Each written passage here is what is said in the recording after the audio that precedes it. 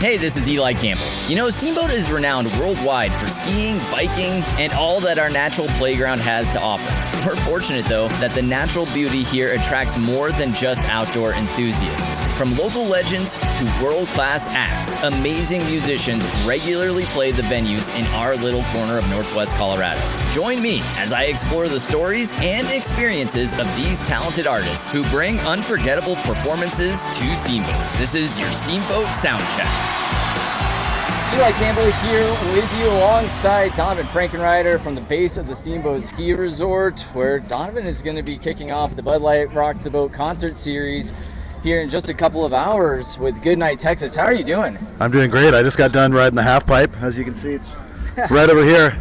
Using your surfing skills there in that half pipe, huh? A couple of giant kickers off the half pipe, and now we're just watching people come down. It's beautiful here today. What a day. This is insane. It is a gorgeous day here. It's one of those types of March days that really I feel like lends itself to your style of music. And it should be fun. I say that, you know, you were born in Southern California. You've called Hawaii home for most of your life. You were a professional surfer before you got into music. You really have lived that beach lifestyle most of your life. And, you know, I think as much as that is represented in your music, laid-back stylings, positive messages, it plays well to these mountain communities as well. So what do you think it is about the mountain lifestyle that merges so well and strikes a chord with your style of music? You know, I mean, I think a lot of it has to do with both of those things you do, and they have to do with outdoors activities, you know. So being out here, it's just a little bit colder, but these people are, you know, riding sort of like what I like to call liquid waves that are frozen. So these mountains are huge, and you get the same sort of sensation. You know, you're getting pulled down by gravity, and it's just insane. And everybody, you know, Colorado has this sort of magical, you know, sort of thing where like every one of these towns has like its own sort of energy and its own sort of vibe. And this one has a really special. This is really special here. It's beautiful. It's real open. You know, the mountain's really beautiful, but wherever we go in Colorado, there's always people just having fun outside, you know. I mean, they really get into the outdoor lifestyle, you know. Like right over here, there's an ice rink. People are going to maybe ice skate later. And you got the outdoors thing here. It's just a cool spot for a concert, so this is it. I think that, you know, you mentioned it. It's a great lifestyle here, and you're no stranger to playing in Steamboat Springs. Before we talk about today's show, I actually want to go back to the last time I saw you here in Steamboat, which you're someone who's played thousands of concerts. I'm sure it's hard to remember the particulars of every single show, but the last one here in Steamboat was a little unique. It was early summer 2021. We were still coming out of the COVID pandemic, trying to figure out how to get back into that normal lifestyle. And to their credit, the Strings Music Pavilion was determined to put on live audience shows that summer, and so they set up a stage in their parking lot. They erected these little like pods for small group viewing, and as somebody that was there, it was really special. You know, I think it was, for a lot of us, it was the first time we'd seen a live performance in over a year, and just being outside, listening to the music, it made us feel like we're going to get through this. We are going to get back to that sense of normalcy. Curious from you, though, what do you remember about that show and just that time period of trying to get your music back in front of live fans?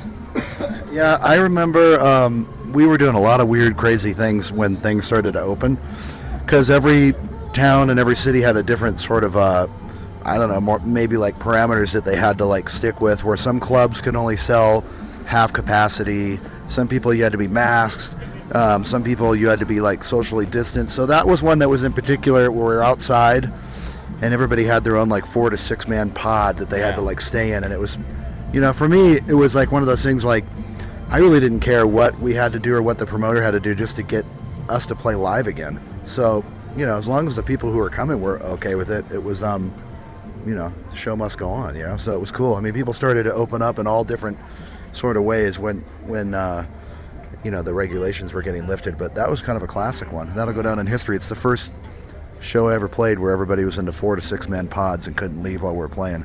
Yeah, and I'm excited. Kind of classic. I'm excited that we're back to the live shows in its normal form. This is a no pod concert here. No pod concert here, but for people that maybe saw you at that show or other shows, maybe we'll have a little bit of a different feel for it, because you're. I think we did that one acoustic. Yeah, we did that one acoustic. This one's a full band. I got Goodnight, Texas backing me up.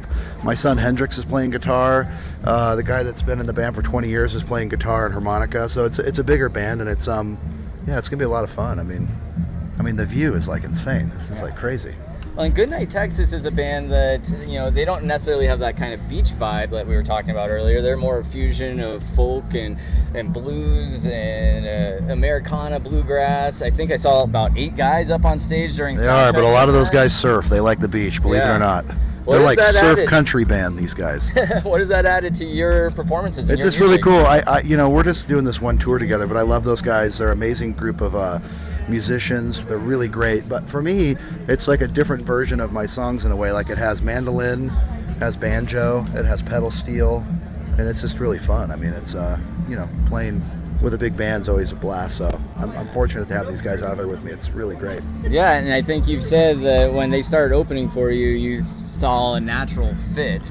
But it is a bigger group than you've been playing with. Yeah. Was it as natural as you expected it to be? Yeah, we never rehearsed or anything. We just did our first show, and they kind of learned the songs, and we just went with it, and it's been just really fun. It's been nice. These guys are great musicians. I'm excited to see that on display here in a couple of hours. Also excited because you've got a new album that's going to be released in November. It comes out in November. The first single comes out, I think, in May, and we're going to drop one single a month for like 5 months, and then put the whole record out in November. Yeah, and coincidentally, May is the 20th anniversary of your self-titled debut album as well. This guy knows his stuff. You're right. I do know my stuff. 20 years ago, my first record came out in May, 20 years ago, and it will be, it'll be like sort of 20 years later.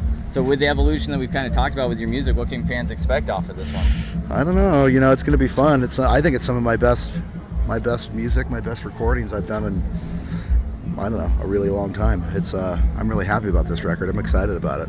Nice. But it's, you know, it's a different way of putting out music too. You have to put out like one single for however fucking long, and then you put out the whole record. But instead of just dropping the album, you know. But it'll be cool. I'm just excited to have a new record out. Yeah, play new songs, really. First record since 2019, and definitely a little different than when you've dropped your first album. But yeah. I know you're a busy man. You're about to play your 3rd show of 4 in Colorado in as many days. You've been traveling around a lot. So this is number 22 in a row. That's incredible. I really appreciate you taking a few minutes here. How high up are we here? We're like 6,700? 6,800, I believe. Is high elevation too, guys. Yeah. Drink a lot of water. Yeah, bring your water, bring your sunscreen.